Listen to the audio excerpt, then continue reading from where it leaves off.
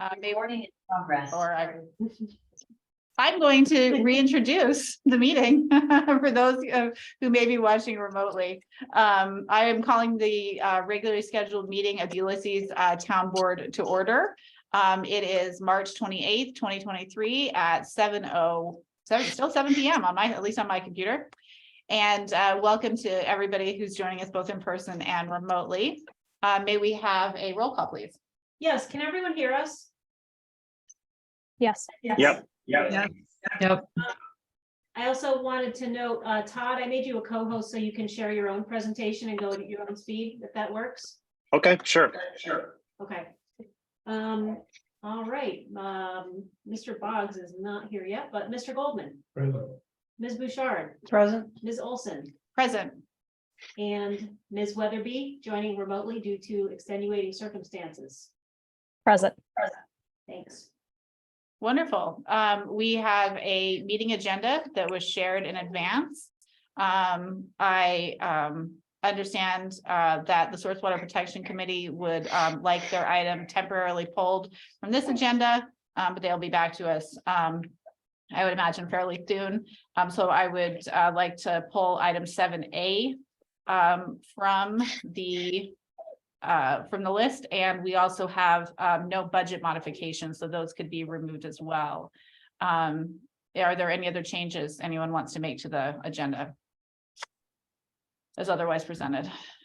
Liz is shaking your head no. Do either? No. Okay. Now accept a motion to approve the agenda as amended. So moved. Is there a second? All those in favor? Aye. Michael's coming down. So we'll move on to privilege of the floor. Is there anyone in the public, either in person or online, who wishes to address us? We also have a second privilege of the floor at just before the end of the meeting. I'm not seeing anybody jump up and down or wave their hands. So we will move on. Our first item is a presentation from the Trumansburg Community Rec Group.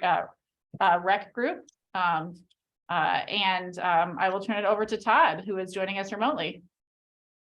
Thank you. Thank you very much. It's a pleasure to be here. I hope everybody's doing okay. So let me share my screen.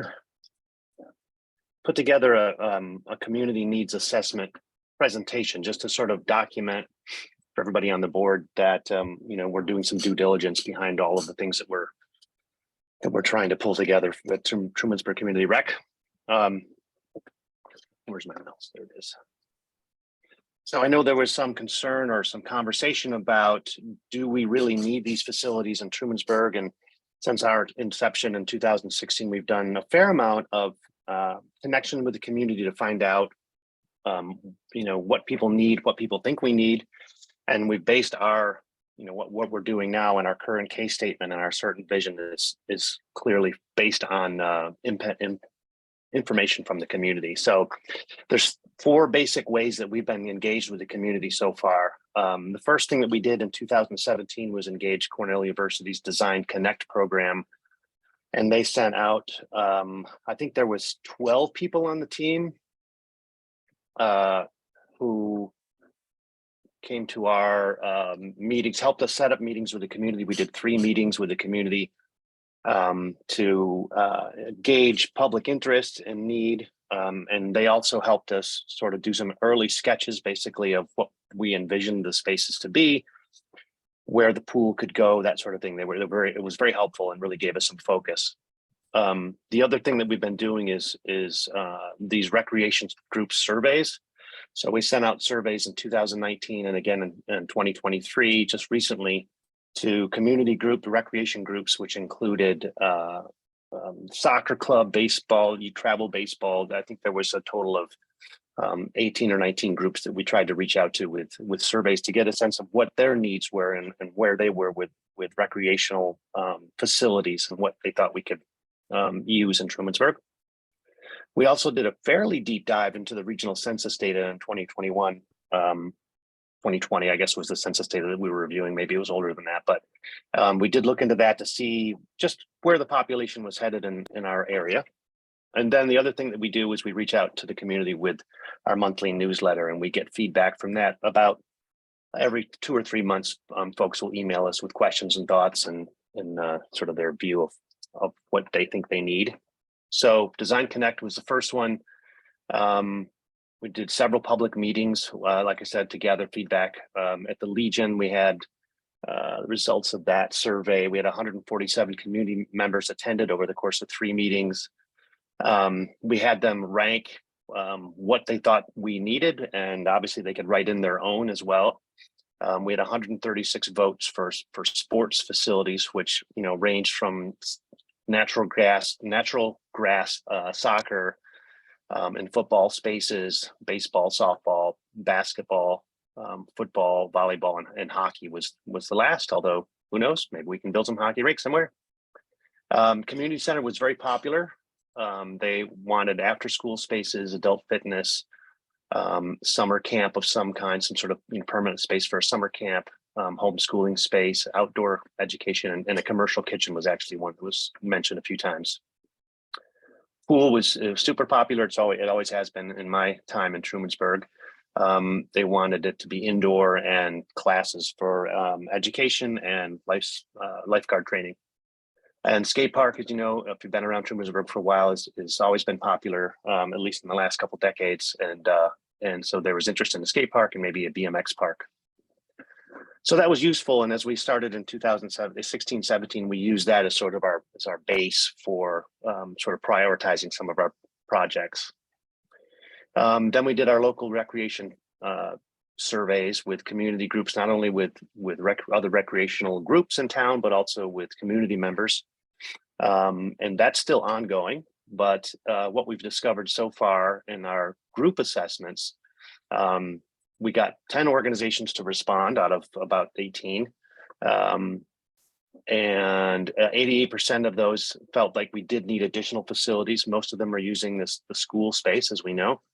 And the ones that were top ranked from our survey results were soccer, baseball, basketball, football, and futsal.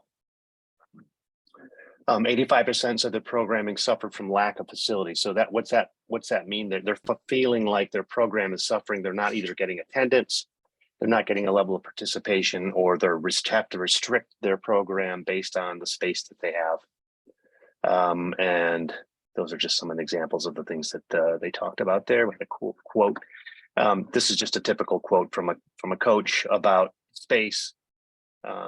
I won't read it for you, but it was from Emily Okama, who's the president and one of the coaches at Teganic Soccer Club. Sorry. Go ahead. Futsal is an indoor soccer, like an indoor soccer experience, except you're playing with basically an oversized tennis ball. Tennis ball is the size of a soccer ball, but it's soft, so you can play on a gym floor. It's kind of an indoor way to keep soccer alive in the winter.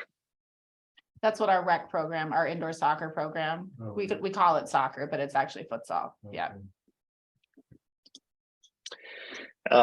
This was some of the data that we've gathered so far from our personal. So we have sent out the survey to recreational groups in town, but we also send it out through Facebook and through email to the general population, slightly modified version, to just get people's responses. We had 54 responses so far. I'm assuming that we'll be getting more of those as time goes on, but 95% of the responses that we got said we do need additional facilities in Trumansburg. And I don't know if you can see this, but the priority buttons were indoor pool, which we know is popular. 73% voted for indoor pool. A community center was second. Walking trails was third, which surprised me a little bit, but definitely seems to be a need there. Then it was an outdoor pavilion, indoor hard court surfaces, soccer fields, outdoor green spaces. Those were all popular. An additional playground, terrain skate or terrain park, baseball fields, and a football field. And then it goes down to smaller things like an outdoor pool. And these here were the lower ones were you could write in anything you wanted. And so we've got a wide range of really interesting opportunities here for folks who suggested some things like volleyball sand courts, dog park, bocce ball, weight room access. So it's been instructive and interesting so far to find out what people think, but I don't think we've gotten, with 54 responses, I would really love to double or triple that to get a better sense of what the community at large thinks. But anyway, we're still ongoing with that. Hey, Todd, how are you sending that survey out? How are you getting this survey out to the public? So we send it out through Facebook, and we send it out through our email newsletter, which goes out once a month. And I'd actually just asked Carissa if we could potentially include a link in the upcoming town newsletter, just to see if we can get a wider demographic there. But if there's other ideas that anyone has about ways that we can circulate this information, I would certainly be all ears to that. I think adding it to the Chris's newsletter is a good idea.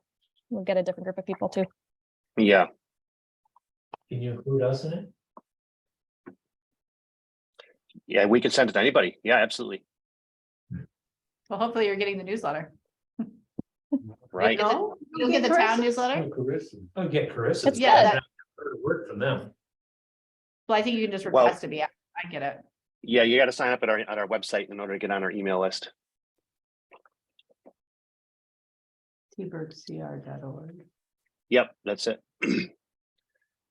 The next thing that we explored was local census data. We worked with Claritas. We had a sort of an insider there who was able to share some information with us, and we're able to go through that and decipher some of the information there, which was very useful.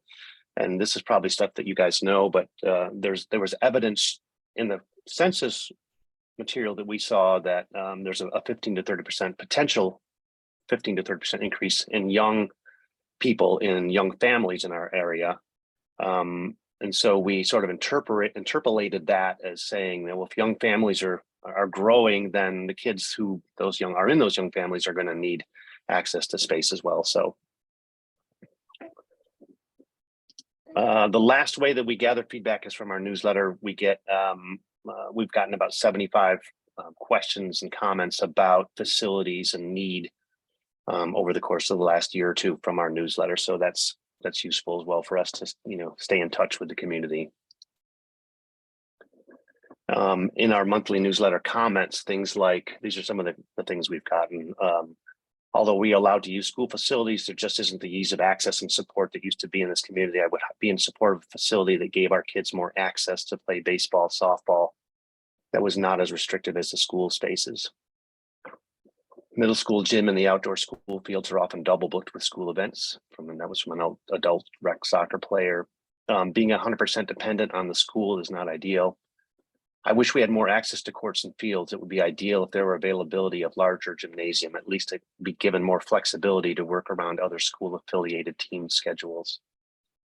And that's, an indoor basketball court is not necessarily on our radar, but it's really good information to see what people think we need and to really understand the need in the community.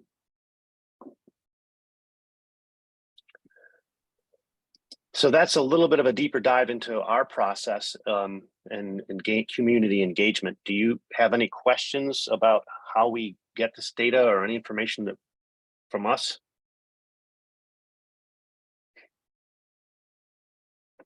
Can you share some of it with us? I'd be happy to. What information would you like to have? Like some of the surveys or the Design Connect? Yeah. Yep. I'd be happy to. The Design Connect information is a little scattered and it's honestly a little bit old now.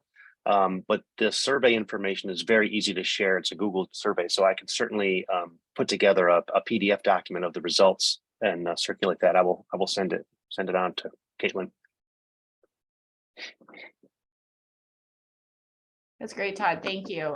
This is a lot of information. We appreciate your time. Does anybody else have any other questions for Todd while he's here? Excellent. Thank you so much for making time for us in your schedule. We appreciate it. Yeah, absolutely. I'm excited to keep working with the town, and everybody on our board is as well. So thanks for including us. Absolutely. And I will send out the information to the board when you have a chance to put it together. Okay. Great. Thank you.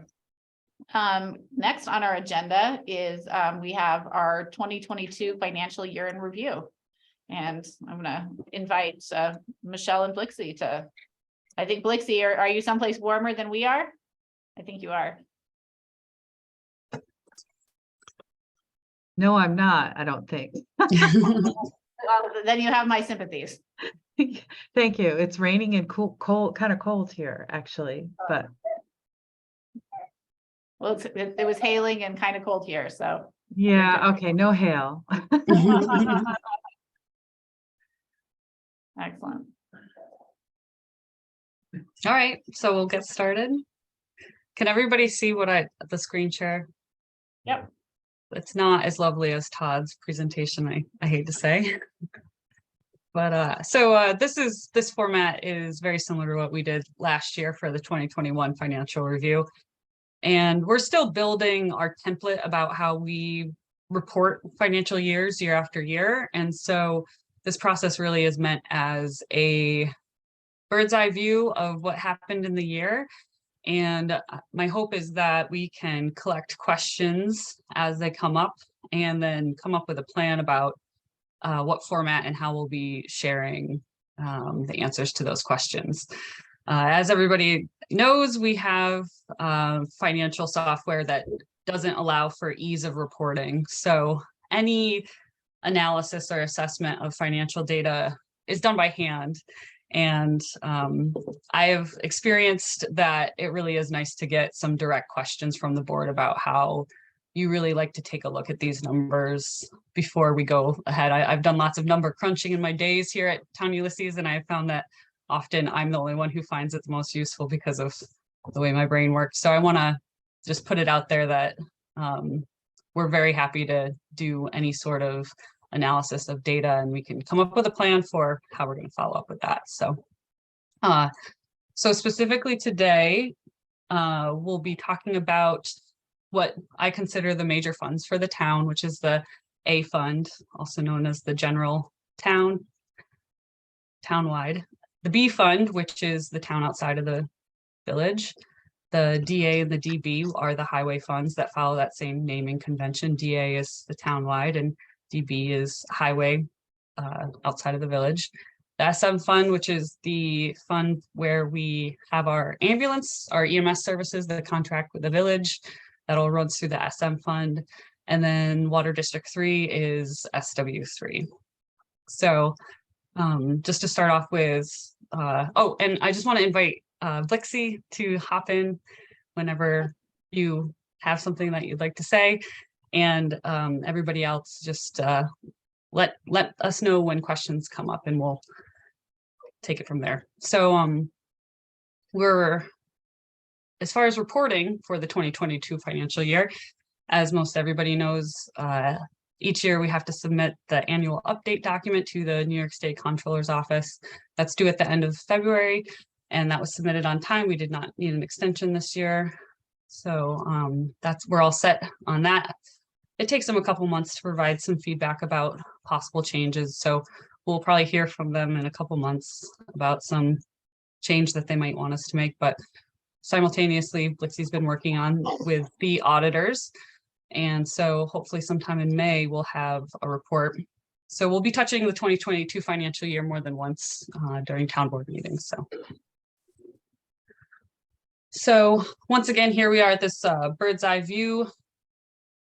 I think the big takeaways here that when I was putting this together, I took a look at how our 2021 financial year ended up. And our end of year estimates are getting better. I think our budgeting process, we're tailoring our budgeting process, and those end of year estimates were closer than ever before. So this is revenue and expenses by fund. They don't include appropriated fund balance or appropriated reserves on the revenue side, and they don't include reserve additions on the expense side, just to take a look at operationally how the town functions. So yeah, that's the big takeaway for this slide for me was that, oh wow, we're getting better at our end of year estimates. So And reserve activities in 2022, we added quite a bit to our reserves. And I just want to use 2023 on the right there as comparison. We almost doubled the amount of reserve additions in this year's budget. It's one way that we're handling fund balance. We're putting it into a specific savings instead of the fund-wide savings. And we did appropriate a little bit of reserves in 2022, that DA fund, that was equipment that came out of the equipment fund. And so that those reserve uses in the DA fund really are set by our multi-year equipment capital plan. So any questions so far? Or any thoughts about how you want to see these numbers in the future analysis, just let me know. So this is where we landed with fund balance at the end of the year. And so I'll just take everybody through from left to right in those columns. That first column there is the total fund balance at the end of the year on December 31st, 2022. And that next column there, this is where fund balance gets fun. You always refer to your fund balance in reference to how much you've appropriated in the following budget year. So our 2023 appropriated fund balance figures are in the next column there. And that leaves us with the unappropriated fund balance by fund. And then you take, it's standard to compare your unappropriated fund balance to your subsequent year's total appropriations. So that's that next column there. And I'll just say that the total appropriations, we've come to not include reserve additions or debt payments in the total appropriations. So that's just really where that makes a big splash is Water District 3, for instance. We know that they have, I think it was $153,000 debt payment. That's not included in that because for a variety of reasons that we can go into if you'd like. But and then this next column here is governmental accounting that I am going to let Blixie take care of because I know I'm going to botch it. Okay. If you were to look at the December financial statements and the trial balance that was distributed, you'll see a variety of categories of fund balance, and one of them is non-spendable form. And what that means is at the end of December, we had paid some bills in advance for 2023. So we spent the cash, but it didn't get charged to the budget. So it's still setting in fund balance. So these are prepaid expenses. But that fund balance isn't just available, right? Because you've already committed it to pay your liability insurance or your workers' comp or something like that. And so by fund, the fund balance in non-spendable form represents those monies that have not shown as expenditures yet. So they're in fund balance in total, but they're really not available for use because you've already spent that cash. But it'll get charged to the 2023 budget. So it's just a moment in time and how you look at those categories of fund balance and fund balance that might be committed. I hope that makes sense. For Blixie, for example, the 178 in the highway. Yes. Did we contract to purchase like a vehicle and it hasn't been delivered yet? Is that why That's exactly what that is. And that's why All that right, number Rich. is, Well done, that is, Golden. yep, that is why that number is so darn big, is because we don't have that vehicle yet. And so I can't show it as an expenditure if we don't actually have it. So, yes.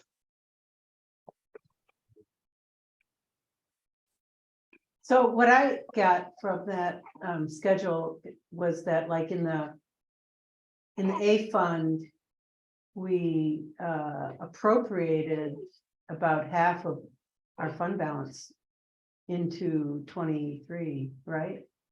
Correct. Yeah, and we a lot of that came from one-time expenses and reserve additions. So 252,000 of that figure is going directly into reserves. So on that note, Mary, is that, I mean, is there something there that we should take a deeper dive into for a No, future date? Okay, I think that, we had a pretty big, actually, in a lot of these funds, we have pretty big fund balance. Yeah. As a percentage of the total budget. and as a reminder to everybody, not the town board members, not on the finance committee, Rich and Mary sit on the finance committee, and that is the chunk of work that we've been digging into for the first quarter this year is looking, creating context for the development of our fund balance policy. So something to be on the lookout Are for in there the coming ARPA months. funds in here somewhere? Or no? What did you say? I'm sorry.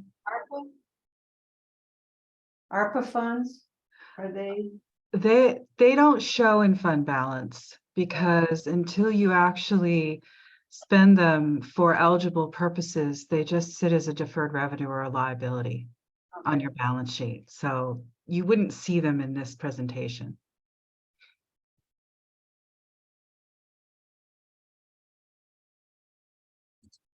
All right, I'm going to mosey on to this next one unless anyone's got any other questions. I always try to make some really bad joke about how the years of work that we did to manage all the asset data, the town's asset data, it's all for this screen right here in a single shot. This is the reason, this is the reporting purpose of all those hours and all that work. This is the town's fixed assets. And this is, I just do a screenshot from what Blixie submits for the AUD process. So what's in yellow were additions to the town's assets, and that blue are deletions. We sold a piece of equipment. So what's represented in each of these, so in the building section, Blixie, remind me, that was there was the aerator and blower project. That had to do, yes, with your capital project in the water district, because the full value of the project hadn't been recorded yet. So now that the capital project is completely closed out, that represents all of those additions. Also, I think there was a fuel pump house bill, made. So any kind of, it was relatively small, but improvements like that in buildings or facilities would also show here. Yeah, so a good chunk of that 109,660 is from the aerator blower project on the SW3, the Water District 3 tank, but there was also the anoid bag in that same fund that was included as an improvement or asset. And then what Blixie just mentioned, there was an enclosure to the fuel pumps at the highway, which is a permanent improvement. So we include it as an asset. So the equipment that's listed on there is the excavator and the trailer for the excavator. And there was a F-350 purchased in 2022. And then the infrastructure, that figure there, that 196 is repaving and culverts and oil and stone, all that work that was done in 2022. So we're gonna breeze through. Is there a question or anything like that? No. Okay. Michael was wondering about depreciation. Oh, sure. Yeah. How Yeah. long do you depreciate? I'm sorry, what was that question? Depreciation? Yes, what Yeah, about? yeah. Did you say something about a useful life? Yeah. So, For yeah, depreciation. For some reason, it's a little. go ahead, you- Michelle. No, you can take this, Blixie. I was just explaining that it sounds a little choppy on the town board side. Oh, yeah, it's a little hard to hear, but if you're asking about useful lives, the comptroller's office has a schedule of recommended useful lives, depending on what the asset is, and everything is depreciated over a straight line based on that. So I don't remember all of them off the top of my head, but that's the methodology we use.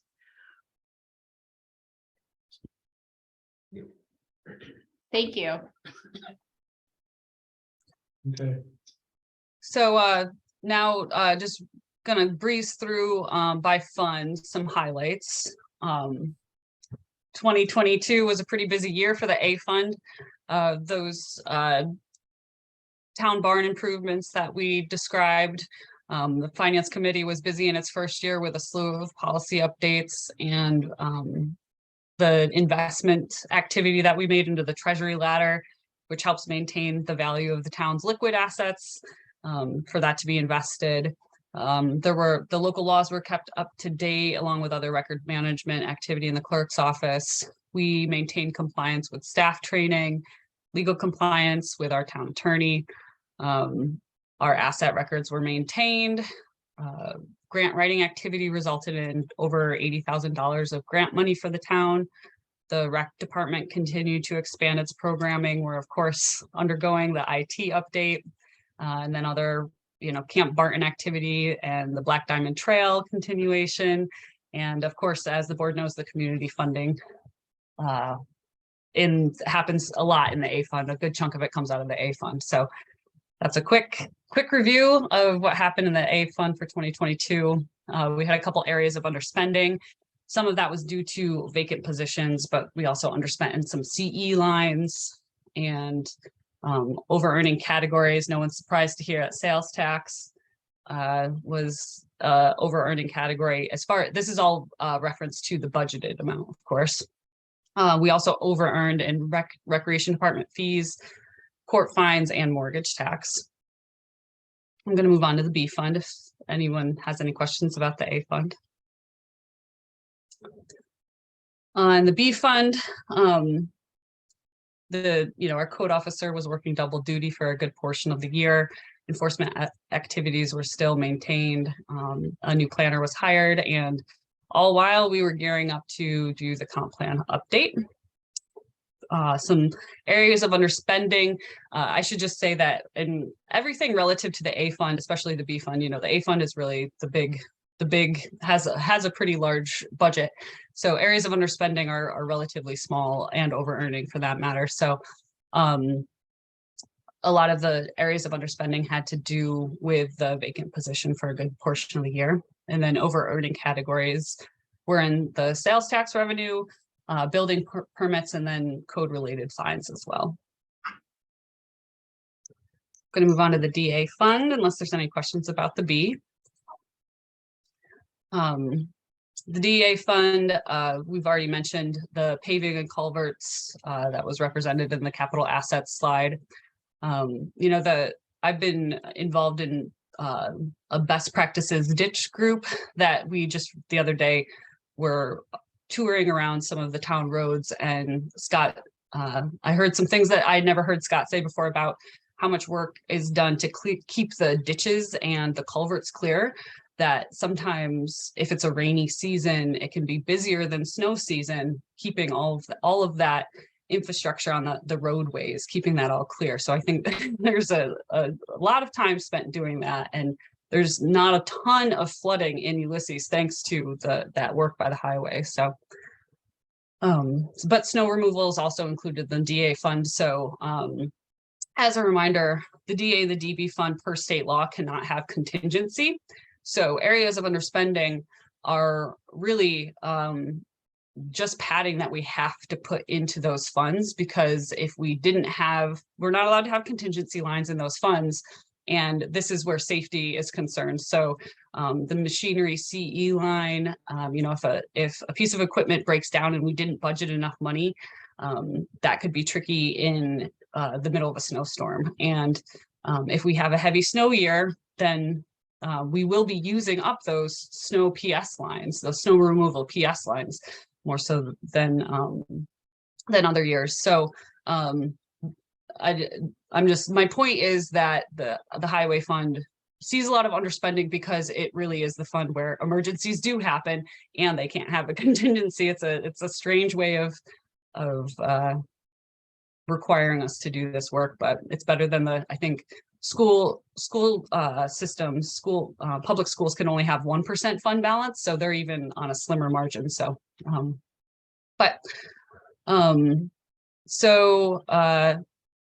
I reported this last year for 2021.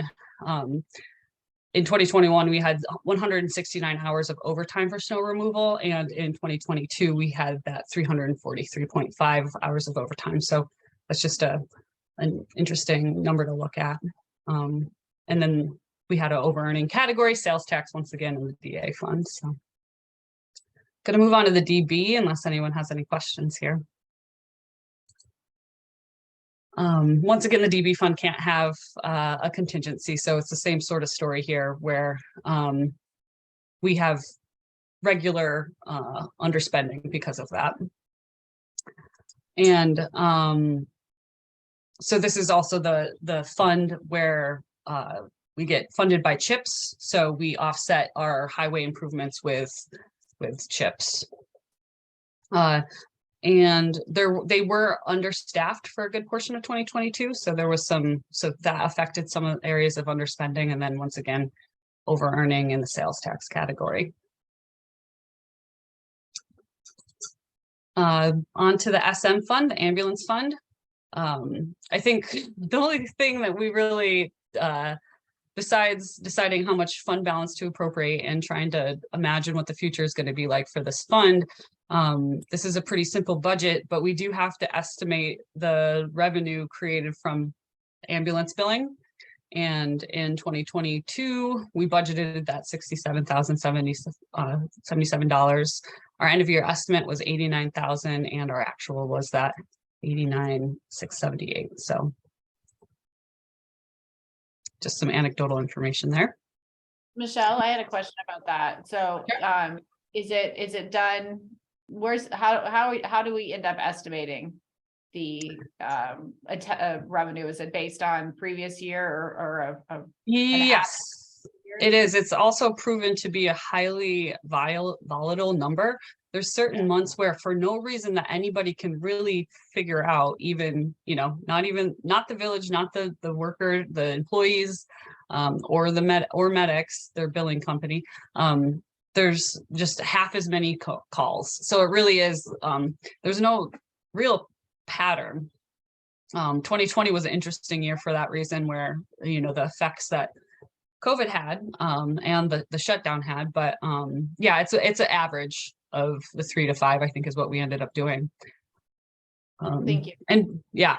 And because, this is a critical number because we only have 2 shots at 3 shots technically, but 2 external shots of revenue here, which is the tax levy and that billing revenue number. So there's less wiggle room, because the idea is that we're planning to use fund balance to offset the increase that we have heard is coming in the coming years. We're trying to smooth that curve with fund balance, was the agreement that we reached last budget season. So, and then this is the last slide here, Water District 3. It was a big year for Water District 3 for a variety of reasons. There was a transition in staffing, and we did a lot of work on the standard operating procedure. And that the anoid bag replacement occurred in 2022. We installed a remote alarm system in 2022, and there was an emergency hardware replacement for the interface for the monitoring system for Water District 3. So there were some big bucks for that relative to that district that happened in 2022. There was some areas of underspending that had to do with just work plan timelines that ended up getting represented in the 2023 budget. There were also no water main breaks in 2022. So there was some underspending in that line. And there was some revenue that came in associated with the HA, the aerator blower project, that was unbudgeted for. So yeah. So that's what I've got. Like I said, I'm very much happy to take any thoughts about how you'd like to see these numbers displayed, either in the immediate future or coming future, or, for next year, all that. So thank you. Thank you, Michelle and Blixie. Does the board have any thoughts or questions? Well, well, hearing nothing, I would extend a large kudos and thank you to both of you for all the work that, none of those slides are easy to put together. Thank you for doing it, even if they look simple. Thank you very much. Thank you, guys. Thank Yeah, you. thank you. Hey, thank you. Yeah, have a good evening, everyone. Bye, have a good meeting. Excellent. Moving on to old business, appointments to the Comprehensive Plan Steering Committee. We have 2 appointments to bring to you. It's a resolution on page 1, resolved that the Ulysses Board appoints the following individuals to the Comprehensive Plan Steering Committee through the completion of the comprehensive plan. Morris Klein, who's currently serving on the planning board, and Diane Cohen. Rich has done some interviewing and endorses these ones, is that correct? Yeah. Excellent. Well, I'm happy to move that. Is there a second? Second. Any further discussion? All those in favor? Aye. I just want to say one thing about No, it. sure. So nobody, we wanted one person from the BZA and one person from the planning board, but nobody on the BZA was willing to do it. The Morris on the planning board has had experience in this, was willing to do it. So we have 2 people on the planning board right on this committee. Right, because we gave many requests to BZA Yeah. and they just are not interested at this So time. nobody should think we didn't reach out to them, but I'm comfortable with this. I think Morris brings some good experience to it. I think it's gonna be good. I'm glad Rebecca's on it also. Did you guys get anybody from the business district? We've asked lots of people. Right now, Diane is serving, we're Diane. appointing Diane Cohen, who we just appointed. Okay. She's taking the last at-large seat, but she's actually the director of reuse. So if we really, I would love to have an active Trumansburg business. The problem is a lot of active Trumansburg business owners don't have the time, as many people don't. Mike's Marine and said he'd be interested. Oh, would he? Okay, we'll follow up with him directly then. Yeah. Excellent. Thank you. If you know Andy, I know of him. I've spoken to him, but I don't know him personally. you need me to get a phone number or something. That would be wonderful. So we definitely have some outreach out. It's hard to Great. make the Amongst all commitment. the other things. Exactly. Yeah. But I mean, I should keep telling people, hey, we have bees and we have a steering committee. And maybe we could, because Mary's attracting all of them. Attracting all the pollinators. But thank you, Michael. I will follow with you tomorrow on that. That's fantastic. Okay, so that brings us to, we have, this resolution is separate from your regular resolution packet. I sent it out separately and it was posted separately. Sorry, did you vote on that? Yes, we all voted. Yes, we did vote. And this relates to the purchase offer and appraisal authorization for land acquisition. There is a blank on your resolution, and that is because this would come out of the A fund. That's where the ARPA money is living. And that was the board's discussion at last meeting that this would be an ARPA item. So you received this, you received another item over email earlier today. And so this would be that that we would put in a purchase offer at the listing price of 129. And that we would have an independent appraisal to confirm that it is fair market value of the property.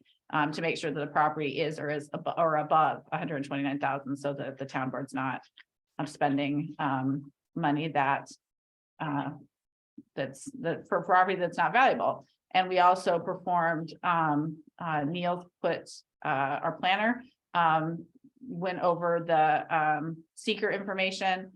This would be listed as an unlisted action pursuant to seeker, which is the New York State Environmental Quality Review Act. The board was presented with the parts of that and associated with it. The town board has done an uncoordinated review and completed parts 1 and 2 of the short environmental assessment form. The property's purchase is determined to have no significant impacts because the property is vacant, and the town intends to maintain the property as vacant until such time as future plans for use are finalized. And resolved to the town board, the town of Ulysses hereby authorizes the properties purchased at a cost not to exceed $140,000, including the above listed purchase price and normal and customary adjustments relating to the purchase of real estate in Tompkins County, New York, contingent upon confirmation of the property's fair market value by an appraisal equal to or greater than 129,000. And hereby appropriate such amount from the A fund for payments of the same. And be it further resolved that the town supervisor is hereby authorized, empowered, and directed to take any and all actions and to execute and deliver any and all documents and instruments in the name and on behalf of the town. Onward. So that's without reading every single word. That's the resolution before you. I will move that resolution. Is there a second? And then we can discuss. No, second. Thank you. How come we're using the figure 140 not to exceed? That includes like. That would include the appraisal. That would include any other regular Legal fees fees, I associated. guess. Yeah. Yeah.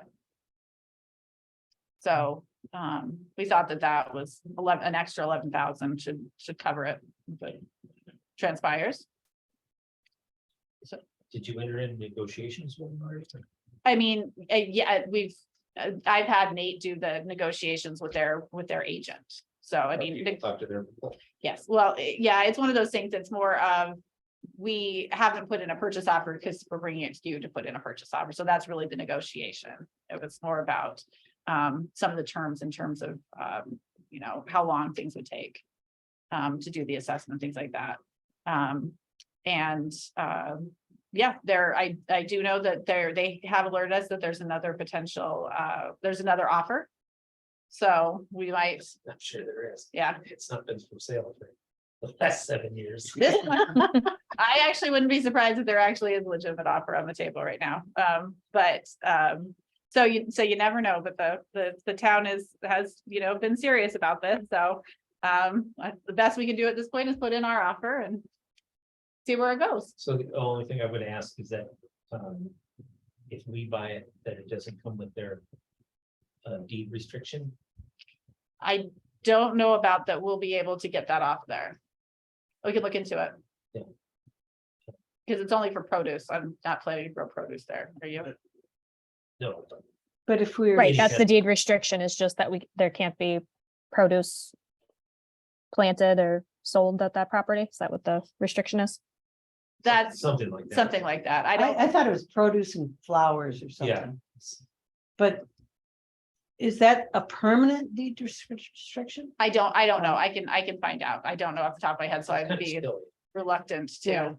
Well, I mean, if we sold it, would we have to have that in the? well, what if their family moves on, Yeah, Well, the deed, unless the deeds usually go with the property for perpetuity, unless somebody takes off the deed, unless well, so if they go out of business one day, it ought to be it ought to be, it's sunsetted. I agree, it ought to be. Yeah, be interesting to see what that is. yeah.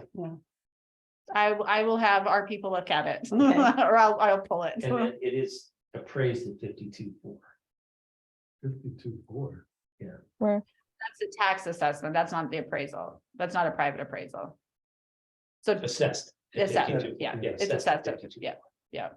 No, based on what I've been seeing land go for in town, I think it'll be just Yeah. fine on an appraisal. Mhm.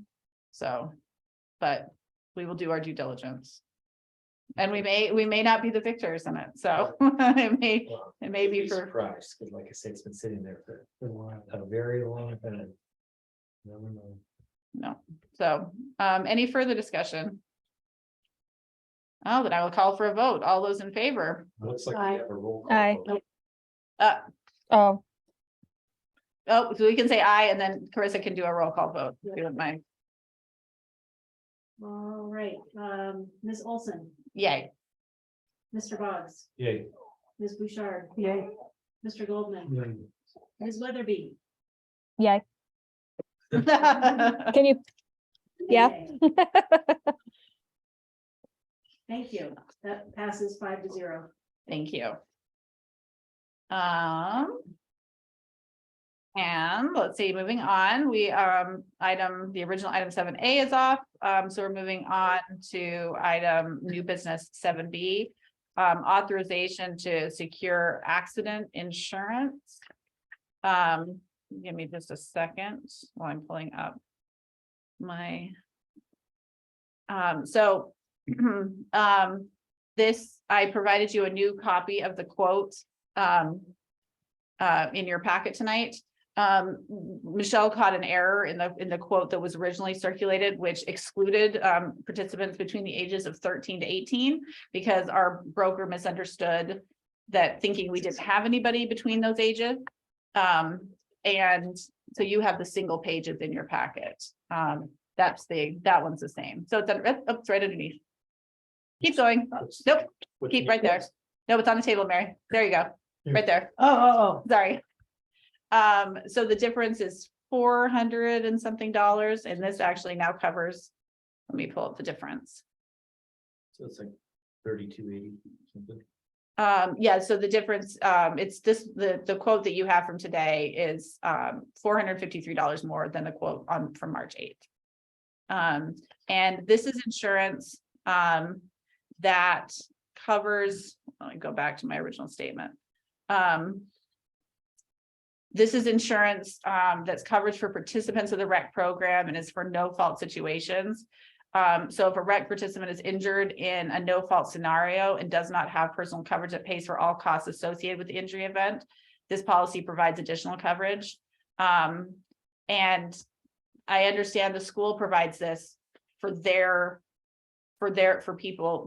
activities. It does not cover us when I've confirmed that we are not covered under their policy when, say, we're running summer camp or a sports camp.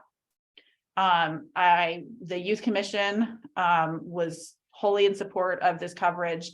This is standard coverage for the Ithaca Youth Bureau. So the REC partnership. Running this with the village, is this part of the? Yeah, so basically we're underspending in youth this year because we have not had a youth coordinator. And so this would be shared, this would be a shared expense with I mean, it's all on paper, a shared expense, but yes, the village youth commission members are wholly on board for covering this. We didn't previously budget for it, but because we have unused money,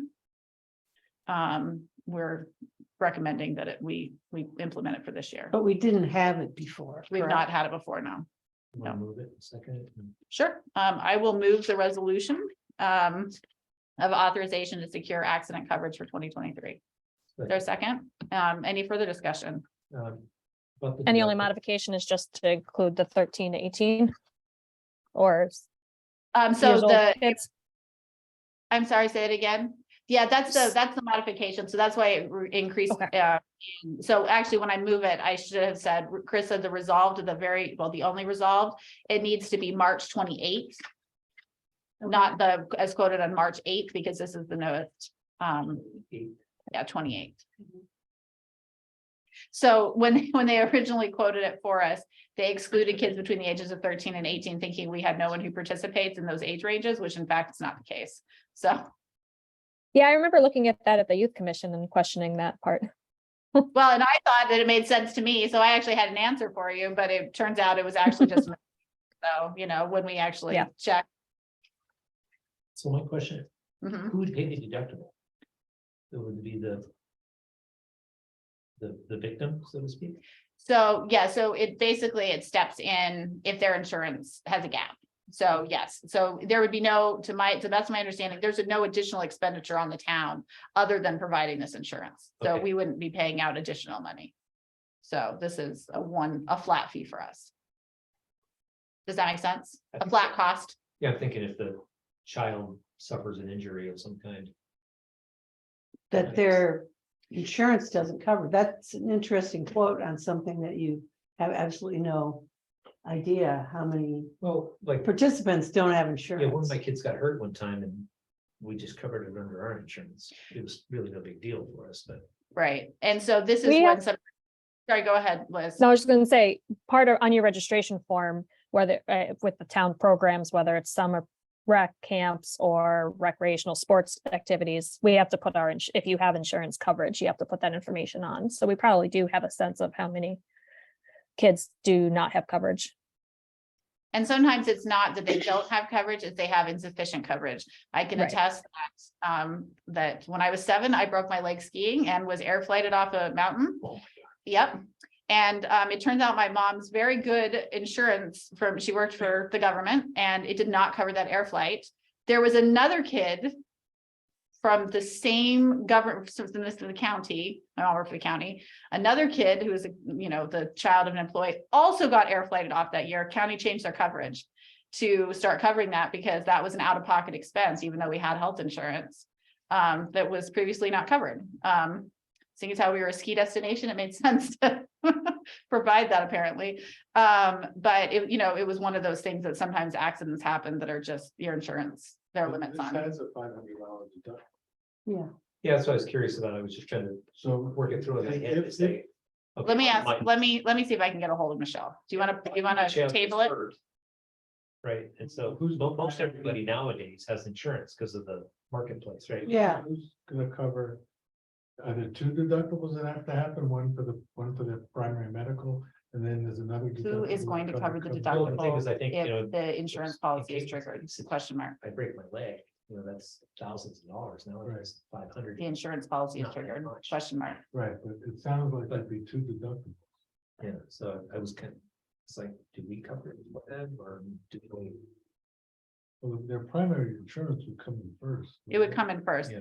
I believe that to the best of my knowledge, it would be on their end.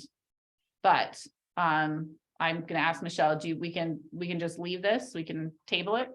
Well, it's for the summer, right? Or- Well, it would be for the rest of the year.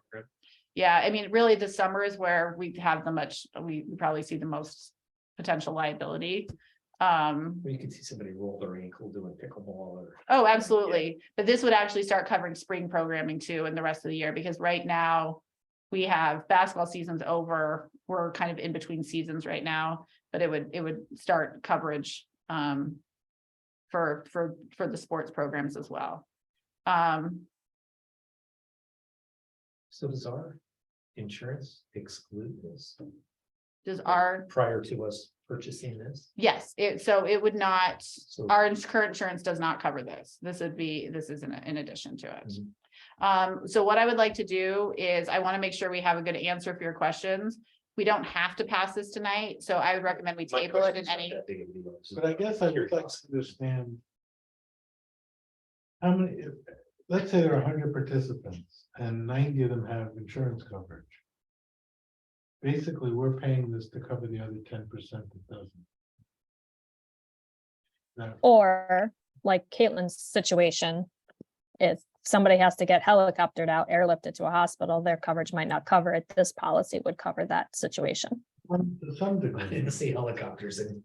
I'm hoping we never do. Football. I don't recommend it. I don't, There's only $25,000 per participant, not really that much, no, it's not- helicopter is gonna be a lot more than that. given the cost of services. So I'm just interested, how much are we paying for, is it really needed? Have we done the analysis to know it's needed? I can tell you the county rep was pretty shocked that we don't have it already. But I'm happy to, we have another youth commission meeting, on next Tuesday. We can talk about it again. I can have Michelle pull some numbers and we can bring it back in April. I'm happy to table it. Because I'm sure what this means is this won't kick in until the $500 deductible is paid. Right, that's how. I would assume that's what so. the Deductible is. So I think they would be paying two deductibles, one to their own insurance. And if their own insurance didn't cover, this would kick in and there'd be a $500 deductible, and then they would get the benefit. Is that per person or is it per policy? Or is that the first $500? First, well, Is that how that works? Yeah. with insurance? yeah. And the premium is 28.80, is that? Or So the they- premium is on the single This sheet. they're out of It's pocket. on the single sheet that you got. Oh, it's 33.33. Yeah. Plus 300. Where you seen that? What does a minimum and earned policy premium mean? Sounds like Uh, it's being billed, not earned. Does that reduce the Minimum? premium, an earned policy premium? I don't know, That's another question. but sure. I'll find that out. Sorry. No, it's fine. I'm happy to get questions answered. No problem. So then I would move that I would withdraw my, You could take- We can table just it. table it, okay, Yeah. I think it's easy. then, Yeah, I think we're opposed to it. We just- oh, no, I want questions answered. So I'll make a motion to table this. All those in favor? Hi, Aye. Aye. Okay, we will get those questions answered for you and be on back next month. Okay, that brings us to surplus of IT equipment. The board was provided with a list over email and it was posted on the website. We have accumulated quite a bit of unused equipment in terms of like cords and minor things like that. No hard drives are on this list. Per our capital asset and inventory policy, this unused equipment has been inventoried and would be taken to Finger Lakes Reuse as they accept this kind of material to restore and reuse. There are no hard drives, as I said, included in the surplus inventory. As well, we're going to be working with our new IT consultants on how to properly dispose of hardware that may have town information on it. A lot of the stuff is relatively minor, and cords and routers and things like that no longer have any functional purpose for the town. So that make more closet space. Yes. Yes. Not a ton more, but more, and at least more organized closet space. Yep, there's a motion. You can see the list of surplus. So, there was a motion and was there a second? yes. Okay, excellent. Any further discussion? Oh, I'm sorry. She's speedy. All those in favor? Aye. Aye, Aye. thank you. And then, this is, the last item under new business is, notification, of an expenditure, which does not require board approval, but does require board notification. Carissa is in need of new water software, and has done her due diligence, on searching around. Chris, is there anything you'd like to say about the El Dorado, which is what you decided to purchase? Yeah, I sat through presentations with about 5 different software companies and found this one to be very easy to understand. I like the tech people, easy to work with. It's in our price range. And it has all of the new features that we're looking for with our software, where customers can have a portal and view their water usage and their water bills and pay online and different things like that. It's customizable reporting, so it's going to be a good update that we need to get, because our current software is got bought by another company who's no longer going to support that product. So it's time to retire it. And this is something that'll be compatible with the other new components of our water hardware and software upgrades. But they work together with them before. How much is it? It is $2,615. And then an annual fee, $1,500. 1,500. Yeah. I think, isn't that what it was? Is that in It here? was like I think two it's like seventy-five. 4,000 for the first year with the setup and Then- all of that, and then It's $525 quarterly after that. so about 2,000. Is anybody else nearby using? Yes, I did check references from a couple other, 3 other villages and towns here in New York. Yep, got good reviews. She actually sent that out in one of those spreadsheets. Yeah. So how many water customers are there total? Send out about 225 bills, but we have 330-ish roughly customers total who are paying into the system. So there's about 100, maybe a little less, who are not connected. They're still using the private well.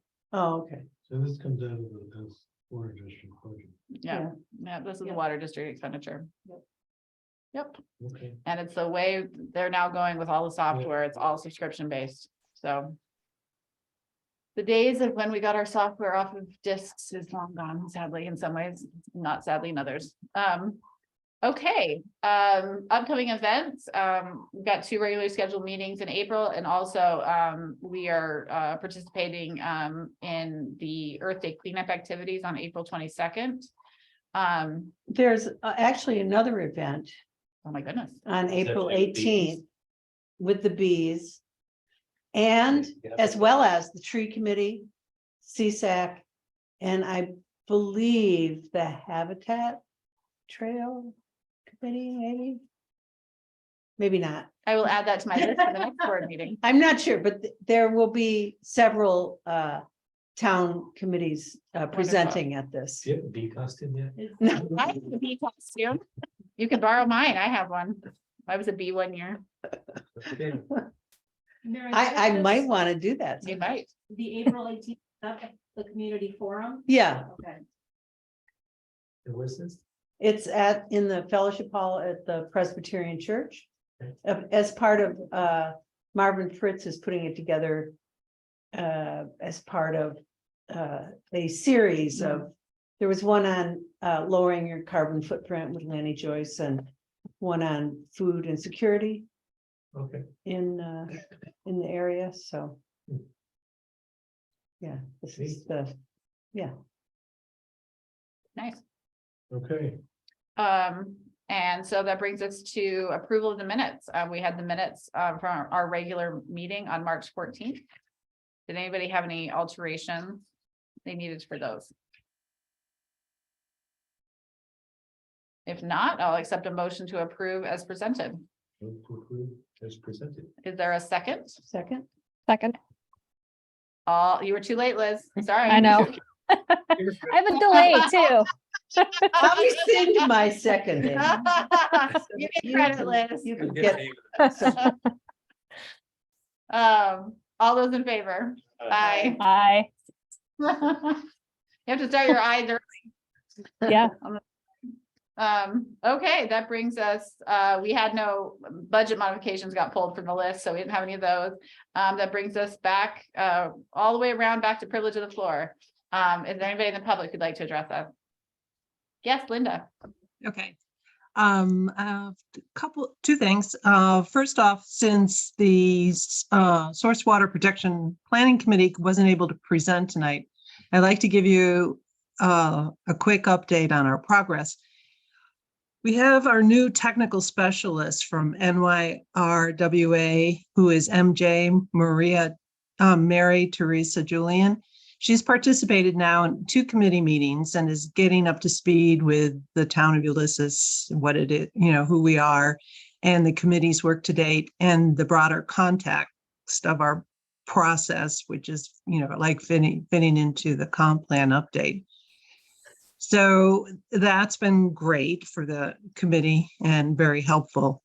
In addition to MJ, Niels and Michelle have reviewed our mission and goals and have offered some revision suggestions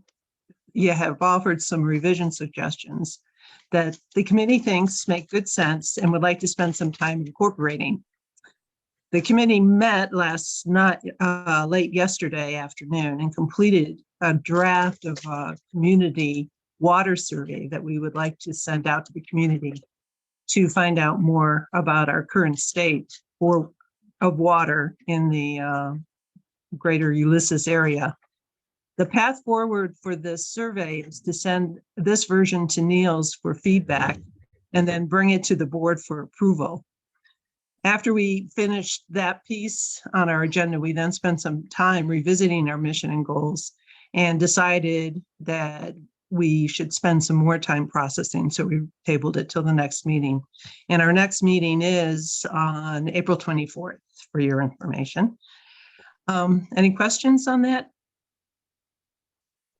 No, that's From the- great. Okay. The other thing I had a question on the land purchase resolution, I noticed that it doesn't have any designated purpose for the land for the reason for the town buying that. Is that it? To me, that's kind of a concern because it is going to be designated, right? Or maybe I'm not understanding, designated for recreation purposes, correct? And that's why we're buying it. Right, but there are usage purposes we have future goals of, and there are legal definitions of what defining the land is. And we are leaving, it was on the recommendation of our attorney to leave it broad right now, even though that is the intention here, because that could limit the land, quite honestly, by throwing it in the resolution, even though we have obviously articulated the intention is for recreation purposes. Okay, But so how you it actually is, end up defining the land matters from a legal standpoint. I'm just wondering, doesn't it leave it open though to somebody coming up and saying, well, rather than recreation, shouldn't we build an old person's home or something like that for senior citizens or something? I mean, someone could certainly approach if we go down that pathway and say that the town purchases the land, could someone approach us? Yes, someone could approach us at any given point. But whether or not the town has any intention, the town board has any intention, I don't think the town board has ever expressed any interest in that. Okay, so this is becomes then just a town board decision that's a requirement at this stage. Okay. Yes. Yes. Yeah. Because, and part of it, Linda, is because we have no official plans. It's not like we have planning documents that as soon as we acquire it, this is what we're going to construct. So Yeah. that would be a much narrower usage, right out of the gate. But we did commit at the last town board meeting that we'd want to get feedback from public about how it was developed and whether or not that looks like, 6 baseball fields, whatever. Right. Yeah, a pollinator park, and I'm serious when I say that. I know. But defining it as one thing at this point would be unnecessarily narrowing, in a way that may not be to the benefit of the public, actually. So, but Okay. I can tell you that I, for one, am not looking to turn it into a senior citizen facility. Truthfully, things change. If things may not happen the way we think they're gonna happen. So I think we do want the flexibility of having it as open-ended as possible. And so that was my point. Yeah. Rich, yeah, that's exactly my point. What if somebody comes with another purpose and who decides? Yeah. Yeah. Yeah. And 10 years go by and TCR has not managed to Right. raise the money to do anything with the land. And then we want to put it back up for sale. Who knows? Yeah, it's. Yeah, and then you have to worry about the deed restriction, right? Yeah. Yeah. Okay, thanks. That's all. Absolutely. That did Thanks. remind me of a question. The short environmental assessment form, Mhm. is that for the purchase? Mhm. That's just for the, Just for the purpose, because we're taking a government action. yeah. And so then we have to go through it. Liz is nodding because she reviewed it and she certainly has reviewed a lot of these. So I sent it to her, like, please let me know if you have any questions, please. Oh, mine was going on to what we were talking about. I was like, Right. Oh, yeah, no, we'll have to do that again. Yeah, this is just the purchase, the use of the This is just the okay, purchase. Makes sense. government Yes. action and funding, You've got a few of these, Liz? a few of them. Yep. Excellent. Was there anybody else in the public who wished to address us tonight? There's no one in person, so. Okay, is Move to adjourn. there a second? Second. There was a fight to get to it. Thank you very much, everybody.